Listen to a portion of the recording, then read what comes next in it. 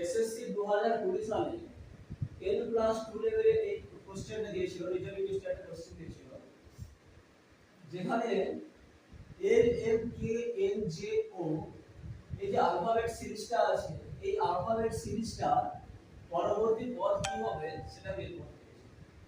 যখনই আমরা অ্যালফাবেট সিরিজের পুরো পদ রিজনিং টেস্ট করতে যাব, তখন আমাদের একটা ভালো কাজ হবে যে অ্যালফাবেট গুলো কোথাও একটা লিখে না, ঠিক আছে? তো প্রথমে অ্যালফাবেট গুলো লিখে নিই, যে A B C D E F G H I J K L M N O P Q R S T V W X Y Z. Alphabet গুলো লিখে নিলাম। লিখে নিলে কি হবে, ম্যাচিং করাতে সুবিধা হবে। আচ্ছা, এবারে এল আর এম এর কি সম্পর্ক? না, এল আর এম এর সম্পর্ক হচ্ছে +1 এর সাথে, তাহলে এখানে +1 বললাম। এম আর কে এর কি সম্পর্ক? এম আর কে এর সম্পর্ক হচ্ছে -2 এর সম্পর্ক, -2 এর সম্পর্ক। কে আর এন এর কি সম্পর্ক?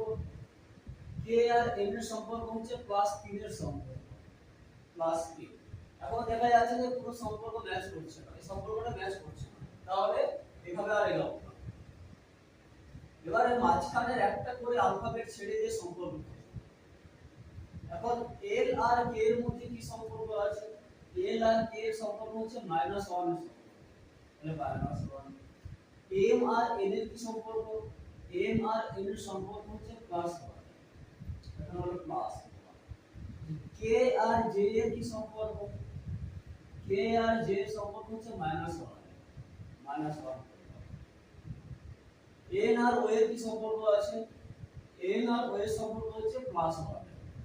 একটা সিরিজ আমরা দেখতে পাচ্ছি, এখান থেকে কি দেখতে পাচ্ছি না, প্রথমের সঙ্গে তার তৃতীয়টার সম্পর্ক হচ্ছে -1 এর, দ্বিতীয়ের সঙ্গে চতুর্থ সম্পর্ক হচ্ছে +1 এর, আবার তৃতীয়ের সঙ্গে পঞ্চমের সম্পর্ক হচ্ছে -1 এর, তারপরটা আবার +1 এর। তার মানে এই যে থেকে এই জিজ্ঞাসা চিহ্ন করে যে পদটা বের করতে হবে তার সম্পর্ক হচ্ছে -1 এর সাথে। এটুকু ক্লিয়ার? তাহলে যে -1 কত হবে? যে থেকে -1 করলে হবে i, এটা হবে কত? i। তাহলে পরবর্তী পদটা কি হলো? i। Option B correct.